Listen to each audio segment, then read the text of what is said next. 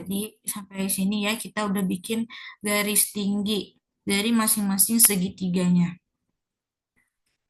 Nah, terus ini saya mau bikin gambar diagonal bidang. Salah, namanya bidang diagonal. Nah, kebalik. Nih, yang mana yang kayak yang digambar ini? Yang warna hijau. BDHF. Ini. Jadi saya keluarkan BDHF.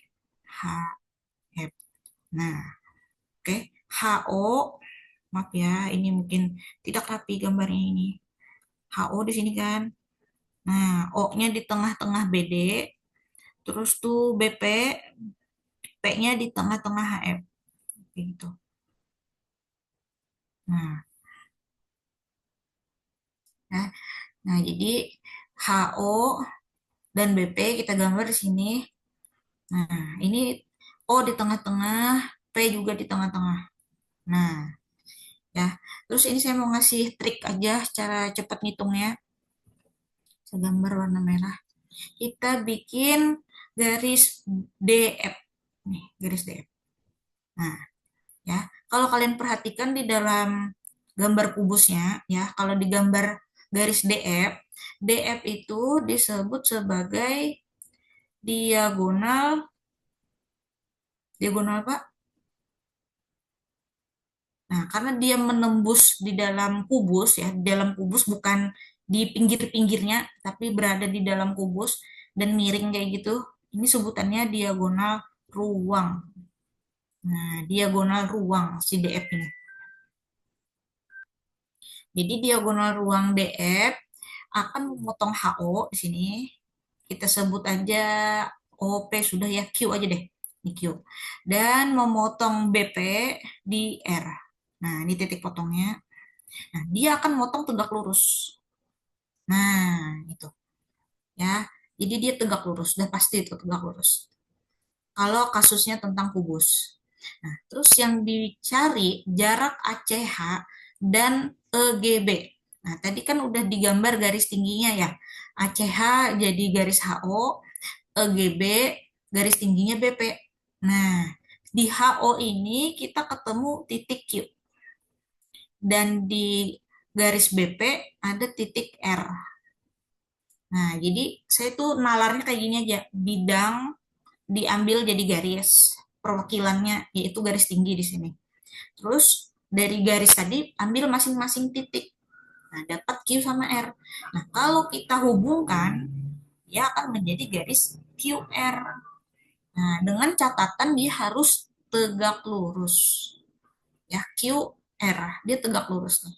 Nah, jadi yang ditanyakan soal ini ya, yang semula jarak ACH dan EGB menjadi jarak QR. Nah, bagaimana tipsnya biar cepat? QR. Nah, ini nanti diagonal ruang tadi, si DF, akan terbagi 3 sama panjang. Ya, DQ, maaf, DQ sama panjang dengan QR sama dengan RF. Nah, jadi terbagi 3 sama panjang. Pasti sama. Maaf ya kalau gambarnya tidak rapi, aslinya sama persis. Terus karena ditanya QR, kita pakai perbandingan aja.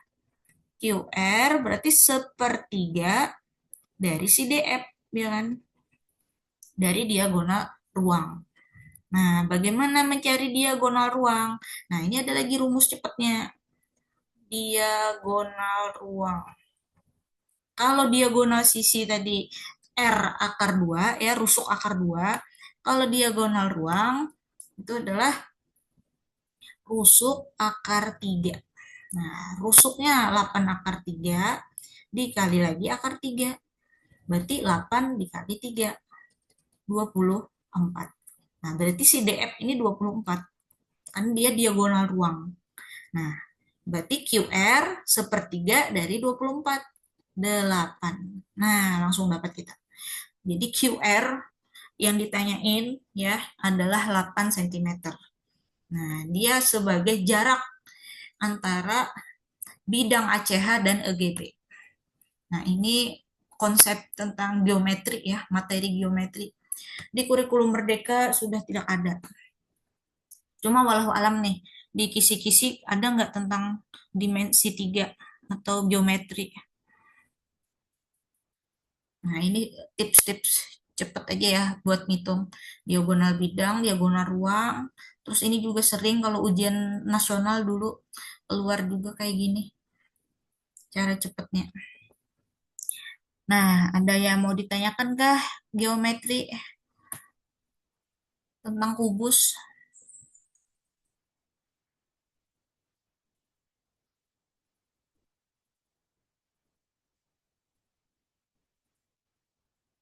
Dulu ini materinya di kelas 10 ya, tapi sekarang udah nggak ada kan kelas 10. Dimensi 3 udah dihapuskan ya. Di K13 masih ada. K13 dulu ada. Di kurikulum Merdeka sudah nggak ada. Oke, kalau aman aja, ini penalaran sih masalahnya ya, tentang dimensi 3 ini. Kita lanjut ke 24. Warnanya merah. Nah, nomor 24 ini tentang vektor. Oke, vektor A. Vektor ini kelas berapa ya? Kelas 11, kalau nggak salah kelas 11. Nah, kalian yang kelas 10 nanti naik kelas nih, ketemu vektor. Ini nulisnya pakai vektor basis ya di soal. Vektor A, vektor B, PI, 2J, Q, vektor K. Nah, terus ke keterangannya A, vektor A tegak lurus dengan vektor B. Yang ditanya nilai P tambah Q-nya berapa. Nah, vektor ini sebenarnya termasuk mudah ya, termasuk mudah aja. Hampir mirip-mirip lah kayak matriks sedikit ya. Nah, karena keterangannya di sini tegak lurus, yang terpenting tuh kalian paham ya kalau tegak lurus konsepnya hasil kali kedua vektor sama dengan nol. Nah, konsepnya ini. Hasil kali kedua vektor sama dengan nol. Nah, bagaimana cara mengali dua buah vektor? Nah, ini lebih mudah daripada matriks kalau perkalian vektor nih. Saya terbiasa nulisnya pakai kolom ya. Jadi nulisnya bentuk vertikal kayak begini. Nah, kita ambil koefisiennya 8, 10, 8. Ini vektor A. Vektor B-nya P, 2Q. Ya, saya nulisnya bentuk kolom seperti ini. Nah, lalu cara mengalinya gampang aja. 8 dengan P. Ya, komponen pertama dengan yang pertama. Nanti yang bagian apa komponen kedua dengan yang kedua. 10 kali 2. 8 dengan Q. Nah, nanti masing-masingnya dijumlahkan. Nah, gitu. 8P tambah 20 ditambah 8Q. Nah, karena hasil kalinya sudah ada, tadi sama dengan 0, tinggal ditulis saja. Jadilah suatu persamaan, ya kan? Nah, ini tinggal kita utak-atik sedikit nih. 8P ditambah 8Q sama dengan negatif 20. Oke, konstannya ditulis ke kanan. Terus sesuaikan dengan pertanyaan soal, dia minta P plus Q aja. Nah, berarti semua ruas kita bagi dengan 8. Ya kan? Nah, itu bagi 8, bagi 4, 5 per 2. Nah, dan ini hasilnya. Negatif 5 per 2. Nah, jadi itu P plus Q yang ditanyakan. Tidak perlu mengetahui apa P-nya berapa, Q-nya berapa, nggak usah. Ya. Nah, jadi sudah terjawab pertanyaan soal tadi. P tambah Q katanya berapa? Negatif 5 per 2. Termasuk gampang kan? Nah, sayang ya kalau tidak dijawab soal kayak gini. Asal tahu tadi konsepnya perkalian vektor. Nah, nih. Gampang kok perkalian vektor. Yang sesuai dikali, nanti dijumlahkan. Aman ya, termasuk mudah ya.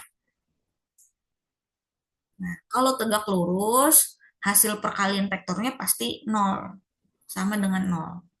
Nah, itu ini ada kaitannya sih dengan sudut ya, tapi tidak saya jelasin masalah sudut. Nanti tidak sempat waktunya. Oke, ini sudah tentang vektor. Lanjut nomor 25. 25. 25 ini mungkin penalaran aja sih, ini tentang bilangan nih. 3A tambah 6A tambah 9A ditambah sekian sampai 600A.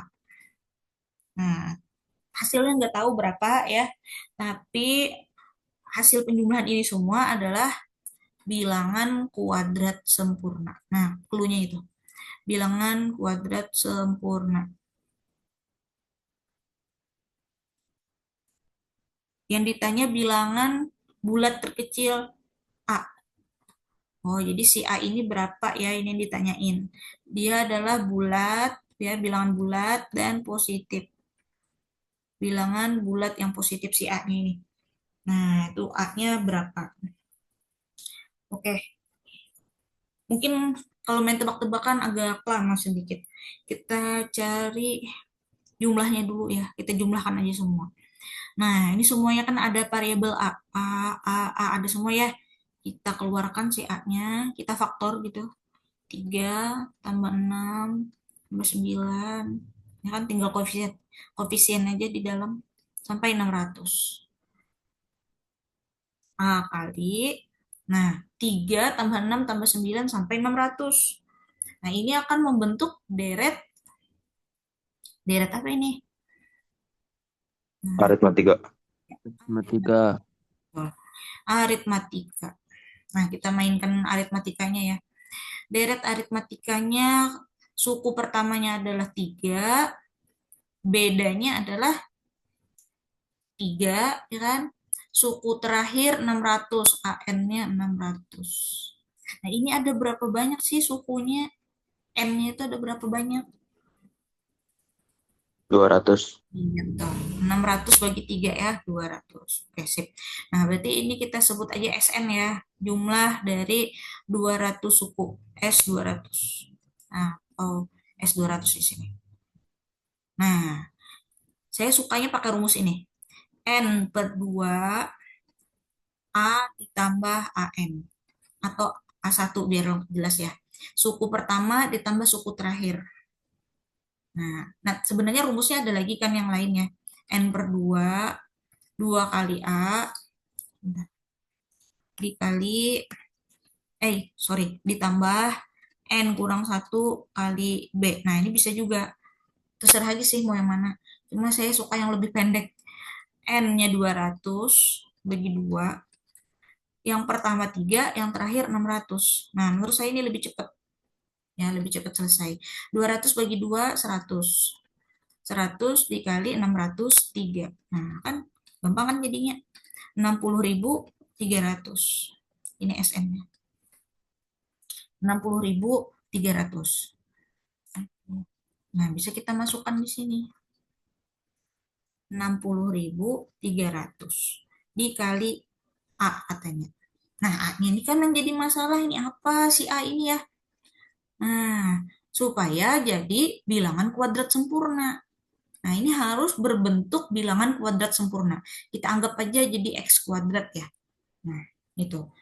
Gimana nih cara mencarinya? Ya kan? Nah, jadi setelah sampai ke sini, saya yakin kalian paham sudah dapat 60.300-nya. Kita faktor. Lebih tepatnya sih dibikin sekian kali sekian kali sekian, tapi dalam bentuk kuadrat. Oke, kita cari ke tempat lain. Tadi tuh 100 dikali 603 ya. Oke, 100-nya ini kan 10 kuadrat nih. Nah, 603-nya kita bongkar. Sekian kali sekian. Kalau bisa ada kuadrat-kuadratnya. Nah, kita bagi 3 dulu deh ya, pelan-pelan. 3 kali 201. 201 tuh bagi 3 bisa kan? 3. 3 kali berapa? 3 kali 21 bagi 3, 7. 67. Nah, berarti ini bisa ditulis bentuk kuadrat. 10 kuadrat kali 3 kuadrat. Nah, 67-nya nih nggak bisa lagi. Andaikan 64 ya, bisa kan jadi bentuk kuadrat. Nah, karena 67 itu prima, jadi ya sudah. Berarti di sini 10 kuadrat, 3 kuadrat, kali 67 kali A. Nah, yang ini sudah pasti kuadrat, ya kan? 30 kuadrat kalau mau digabung ya, 30 kuadrat. Nah, 67A itu harus jadi bilangan kuadrat juga. Menurut kalian si A-nya tuh harus berapa? Nalar aja. Supaya jadi enam tujuh. iya, harus 67. Iya, sip. Supaya ini jadi 67 kuadrat. Iya kan? Nah, ini sudah dipastikan dia jadi bentuk X kuadrat. Bilangan kuadrat sempurna. Nah, dah. Jadi di sini simpulkan aja A ya 67. Dah, terjawab ya. Nah, nalar aja tuh. Oke. Bagaimana sejauh ini penalarannya bisa?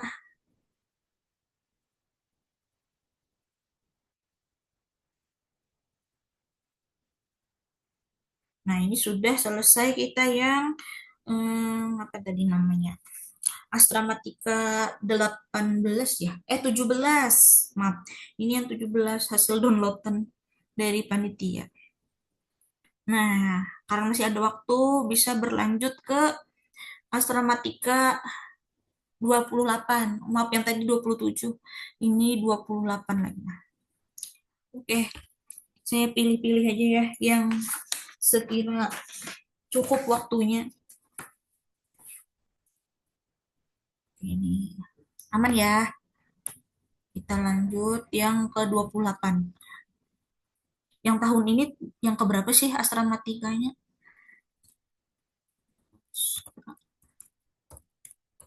Udah 30-an kayaknya ya. 28 nah kayak itu dia. Nah, Astra-Matika 28. Tuh. No, saya mulai dari nomor 2 ya, karena nomor 1 kayaknya bisa aja deh. Kalian pakai nalar aja. Nanti saya kirim juga hasil coret-coret saya nih. Tapi coretan banget.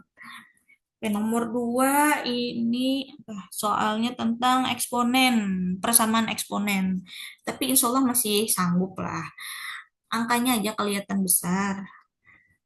Dan juga ada sedikit polinomialnya. Nah, ini agak panjang. Tapi sebenarnya termasuk mudah. Pas sudah dikerjain mudah kok. Nah, ya. Oke, ini ada bentuk pangkat atau eksponen. Kita tulis dulu ke ruas kiri dan kanan gitu. Bukan sama dengan nol, kita ubah cara nulisnya ya. Sekian sama dengan sekian. Nih, ini kita pindah sebelah kanan. Jadinya positif 28 pangkat. Nah, pangkatnya tidak berubah ya. Nah, pangkatnya ngikut aja.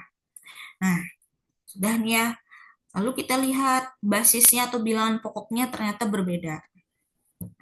Persamaan eksponen yang paling utama tuh lihat bilangan pokok atau basis. Usahakan bisa sama. Ya, usahakan bisa sama. Nah, jadi yang lebih besar ini kan 784. 784 kita utak-atik biar sama kayak yang sebelah kanan, basisnya 28. Nanti kalian cek-cek aja ya. Itu sama dengan 28 kuadrat. Nah, 28 di kuadrat, pangkatnya ini masih sama dulu. Nah, tinggal nyalin. Nah, ini sama ya, tidak saya tulis. Nah, habis itu pangkat ketemu pangkat itu diapakan? Konsep eksponen. Kita, Dikali, Bu. oke, semuanya berarti kali 2. Kali 2 ya, min 2 X pangkat 3, min 28 X kuadrat, min 22 X tambah 15. Nah, ruas kanan tadi udah aman, dia nggak masalah. Nah, sudah kayak gini, oh ini basisnya udah sama nih, sama-sama 28. Ya, berarti kita bisa fokus dengan eksponennya aja, ya, pangkatnya aja kita ambil. Nah, kita ambil pangkatnya saja, nggak perlu lagi 28-nya. Makanya itu basisnya harus disamakan dulu, harus persis. Nah, habis itu eksponennya ini kan jadi suatu polinomial nih atau suku banyak. Nah, kita ubah ke bentuk standar. Jadi salah satu ruas dibikin nol. Kita bikin nol ya di sini. Nah, kita kumpulkan ke sebelah kiri. 2x pangkat 3. Kita langsung aja ya. Min 29x kuadrat kurang 1 min 23x. 15 tambah 26. Udah, Pak. Maaf. 15-nya saya lupa dikali 2. Allahu Akbar. Ini harusnya kali 2 kan tadi. Nah, salah, salah, salah. Lupa dikali 2. Semuanya harus kali 2. 30. Nah, 30 tambah 26, 56. Nah, dah. Oke, terus di soal tadi minta apa sih? Hasil kali nilai X yang memenuhi akar-akar. Nah, ini namanya sekarang persamaan suku banyak atau persamaan polinom. Nah, akarnya, karena di sini derajatnya 3 ya, pangkat 3, akarnya nanti ada 3 buah. Kita anggap aja X1, X2, dan X3. Nah, kalau mau cari X1 berapa, X2 berapa, X3-nya berapa, itu lama, terlalu lama. Nah, terus dia minta hasil kalinya. Nah, X1 kali X2 kali X3. Nah, ini ada cara cepatnya. Biasanya anak olim matematika tahu nih. Yuk, yang olim kemarin. Kalian tahu nggak ini cara cepatnya? Pakai Verta, Bu. Ya, pita, ya, teorema Vita. Jadi apa? Kayak gimana rumusnya? Ini kita anggap ya D koefisien. per A ya. Nah, yakin? D per A. Eh, B per A. D per A. Positif. Oh, iya. Min D per A. Nah, iya, negatif benar. Negatif yang tepat ya. Nah, hati-hati tanda dikit aja hilap gawat tuh. Kenapa itu negatif? Nah, mungkin saya tambah dikit ya materinya. Kalau dijumlah, kalau dia sendiri-sendiri terus dijumlah, itu min B per A. Ya kan? Kalau berdua-berdua, kayak gini. Maksudnya berdua-berdua dikalikan. X1, X2, X1, X3, X2, X3. Nah, sepasang-sepasang kayak gitu. Itu positif C per A. Nah, nanti kalau yang langsung bertiga, X1, X2, X3, jadi negatif lagi. Jadi selang-seling gitu. Negatif B per A, terus positif C per A, terus negatif lagi. Negatif D per A. Nah, A, B, C, D-nya tuh berurutan aja. Yang penting menulis pangkatnya dari yang terbesar sampai ke konstan ya. Nah, ini kan sudah terurut ya. Sudah terurut, pangkat 3, pangkat 2, pangkat 1, lalu konstan. Nah, tinggal kita ambil aja nih. D, 56, A, negatif 2.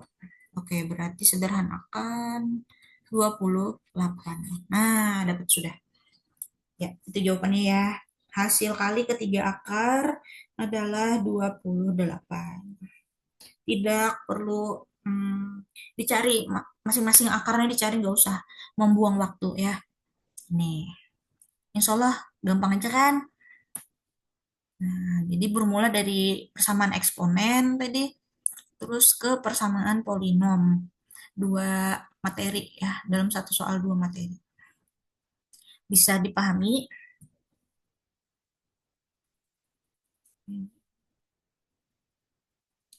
Oke, nah nomor 3 sebenarnya mudah, cuma menurut saya, kalau saran saya ya, karena di kurikulum Merdeka juga udah nggak ada, kita skip aja. Ini tentang dimensi 3, tapi limas. Kalau tadi kita bicara kubus, ini tentang limas. Sebenarnya sedang aja sih, cuma ya sudah. Menurut saya lebih baik dilepas itu. Kita cari yang mudah. Hmm. Kalau transformasi kelas 10 kira-kira bisa nggak ya kelas 10? Terus sebenarnya mudah juga sih nomor 4 itu. Termasuk mudah. Yang kita coba aja ya. Kita coba aja. Sebenarnya termasuk sedang lah. Kayak soal standar aja. Nah, jadi di ceritanya nih kita punya parabola Y sama dengan X kuadrat min 2X min 3. Nah, nanti mau dicerminkan. Biasanya simbol pencerminan tuh M. Mirror ya terhadap sumbu Y. Jadi M, Y, kayak gitu simbolnya. Nah, dicerminkan terhadap sumbu Y, nanti dapatkan bayangan yang pertama. Saya simbolkan Y aksen. Dilanjutkan dengan dilatasi, simbolnya D, dengan pusatnya O, skalanya 2. Nah, simbolnya begini biasanya. Diperoleh bayangan yang kedua. Nah, double aksennya. Oke, saya mau langsung mendapatkan Y yang double aksen. Jadi yang bayangan pertama saya skip. Nah, bagaimana caranya? Kita pakai komposisi ya, komposisi transformasi.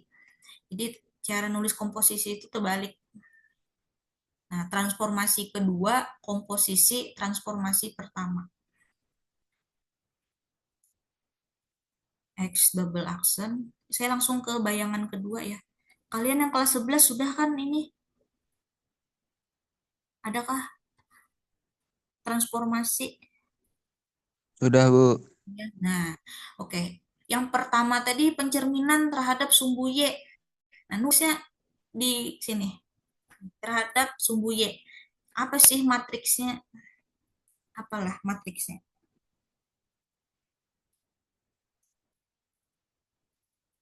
Terhadap sumbu Y atau kalian nalarkan. Kalau dicerminkan terhadap sumbu Y, apa sih yang berubah? Nilai X-nya apa nilai Y-nya? Min X, Bu. X-nya kan berubah. Nah, jadi kalau pakai matriks, biasanya saya nulis kayak gini. Matriks identitas 1001, nanti yang baris pertama kasih negatif. Nah, ini nanti X-nya akan berubah. Terus dilanjutkan dilatasi dengan skalanya 2. Nah, berarti dilatasinya di depan. Padahal dia yang kedua loh dikerjain, tapi nulisnya di depan. Matriksnya 02, sorry, 2002 gitu.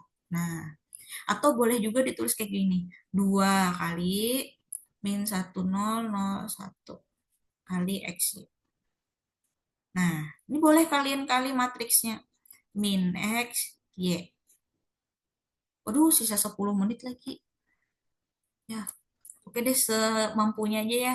Nanti saya kirim yang saya dapat ini coret-coretannya ada. Nah, min X, Y. Terus kali 2. Min 2X, 2Y. Nah, tuh. Lalu kita bikin kesamaan. X double aksen sama dengan negatif 2X. Y double aksen adalah 2Y. Nah, ini harus kita inverse ya. X itu apa? Nah, X adalah X double aksen per negatif 2. Sedangkan Y double aksen per 2. Nah, yang ini, yang sudah kita dapatkan ini, boleh disubstitusikan. Substitusi ke dalam soal parabola tadi. Nah, ini parabola yang semula ya, yang belum diapa-apain. Kita ganti.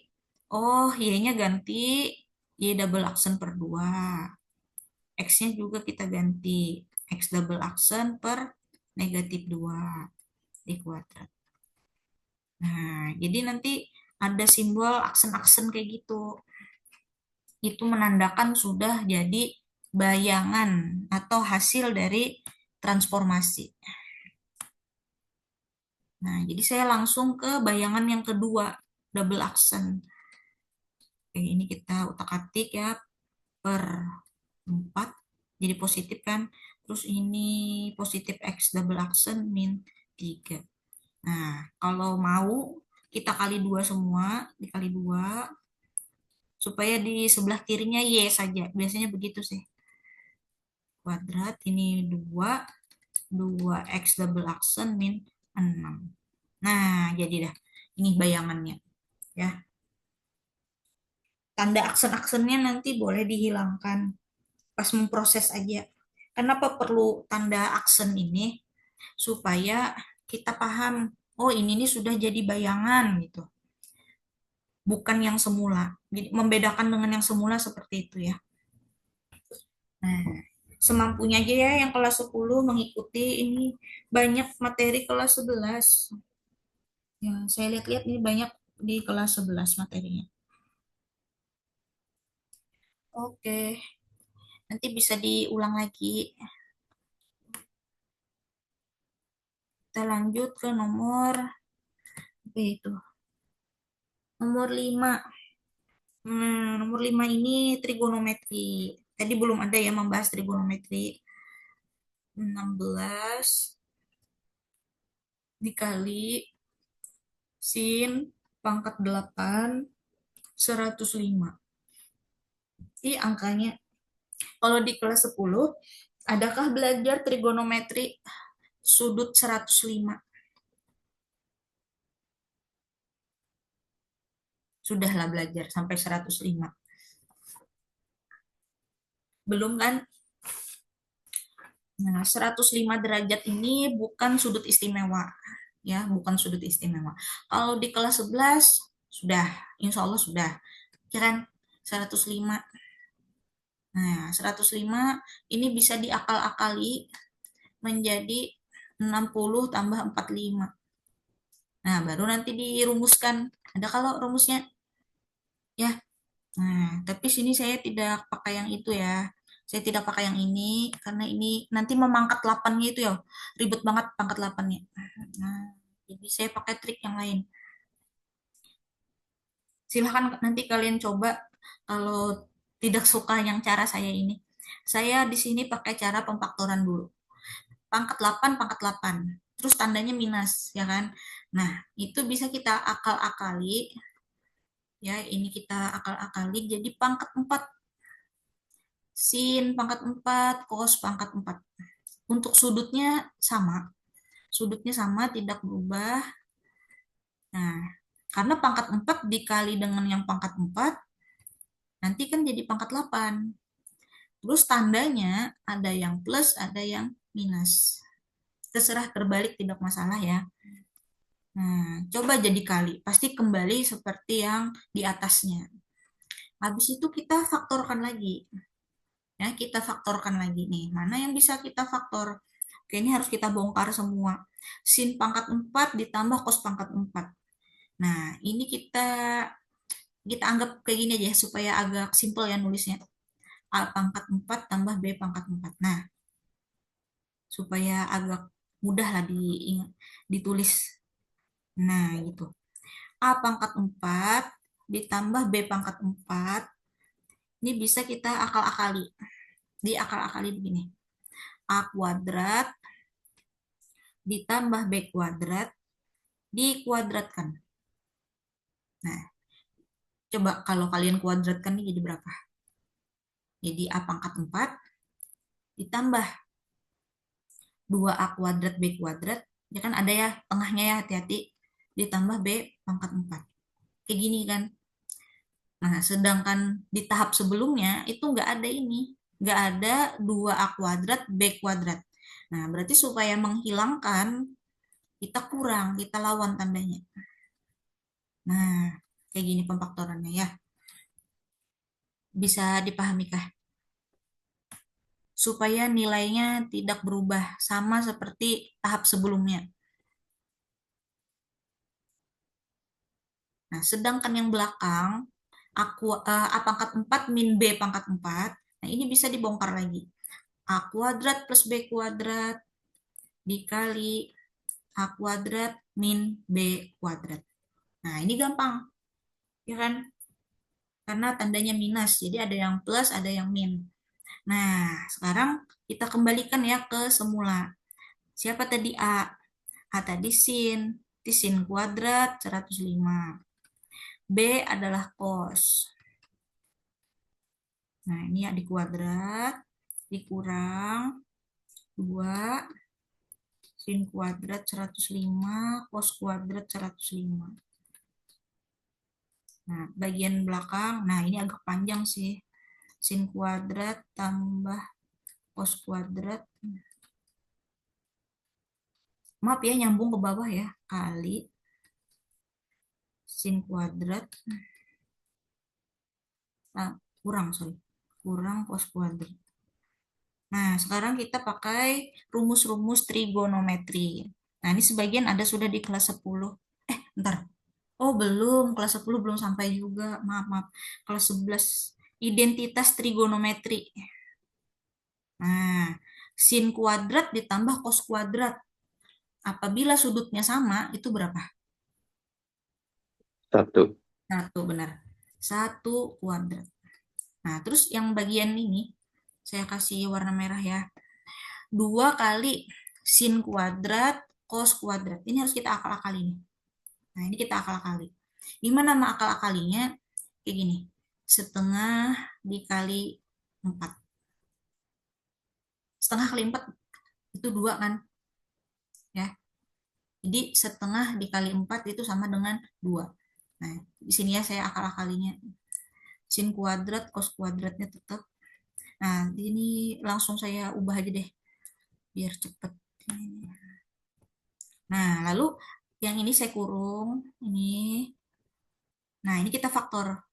2 kali sin 105 kali cos 105.